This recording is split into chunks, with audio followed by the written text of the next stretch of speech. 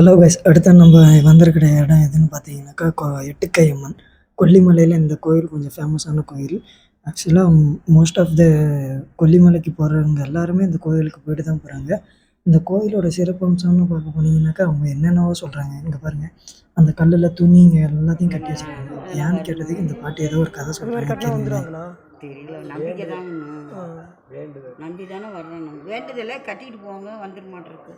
நம்பிக்கை தான். இந்த சீட்லாம் கட்டி சீட்டு பூட்டு அதே வேண்டிக்கிட்டு கட்டுறதுப்பா. எல்லாத்துக்கும் ஒவ்வொரு காரணம் இருக்குங்களா? பூட்டெல்லாம் இருக்கா? ஆக்சுவலாக ஃப்ரெண்ட்ஸ், அவங்க என்ன சொல்கிறாங்கன்னா, அந்த லவ்வர்ஸ் எல்லாம் வெளியில் போயிடுறாங்க இல்லைங்களா, அவங்களுக்கு ரிட்டன் வீட்டுக்கே வரணுன்ட்டு அவங்களோட ட்ரெஸ் எல்லாம் எடுத்துகிட்டு வந்து இங்கே கட்டிடுவாங்க அப்படின்னு சொல்கிறாங்க.